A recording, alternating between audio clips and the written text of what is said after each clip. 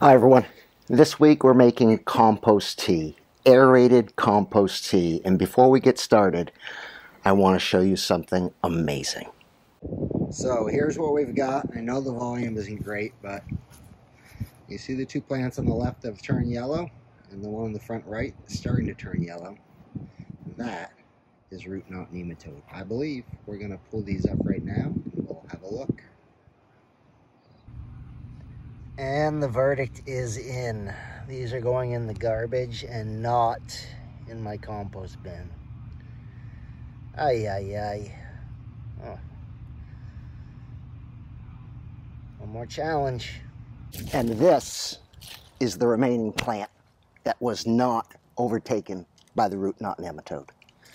I've still been harvesting. This is 3 weeks later. I was going to do a video last week. I had a problem with my camera. I couldn't get the video to work, so we're going to make the compost tea this week, and we're going to feed it again, and hopefully keep the root knot nematode away from the zucchini plant. I've not found any literature that would suggest compost tea is a solution for root knot nematode, but I can't explain this any other way. It's the only thing I've done to that bed. And last year when I got root knot nematode, it killed everything in the bed.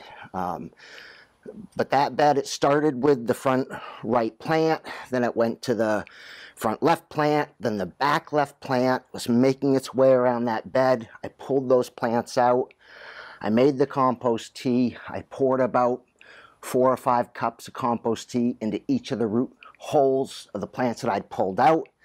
Another 4 or 5 cups at where the base of the plant was for that last zucchini plant, and 3 weeks later it's still thriving. So here we go. We're going to make compost tea. Now this recipe is courtesy of Mr. Tim J. Wilson.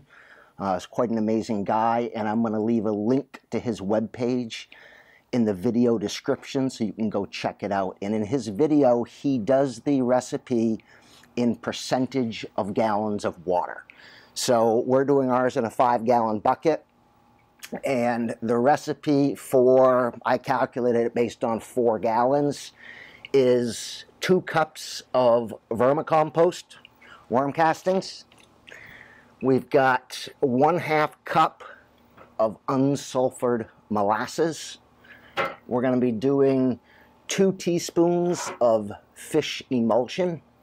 And we're going to be doing 3 tablespoons of kelp meal.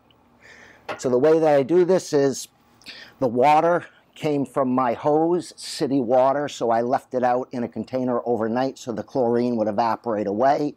And I put my compost in this little mesh bag that I got on Amazon.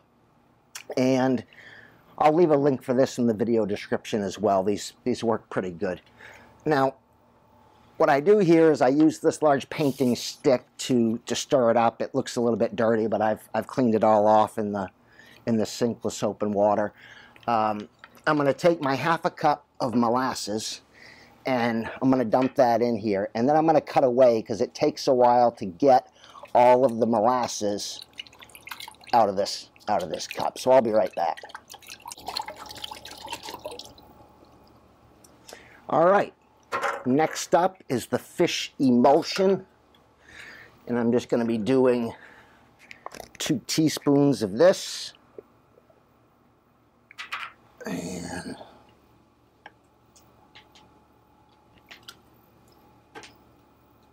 a little more,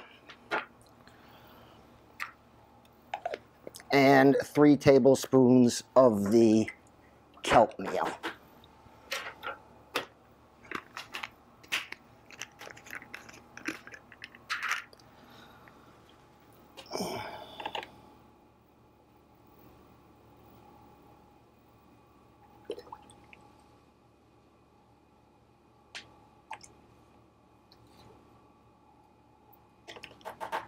All right, that's done.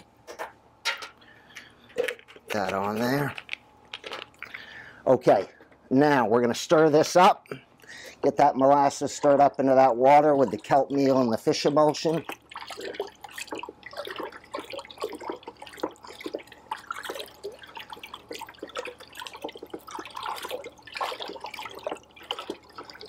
That's perfect.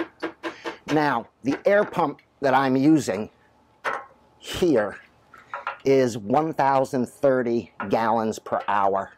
And I'll also leave a link to the one I purchased. When I first started doing this, I was using air stones, and they get really, really dirty, and they're a real pain to clean up. So I saw another video on the internet where a gentleman just used a fork to weigh them down. The little hoses that come with your air pump. Get that out of the way so you can see that.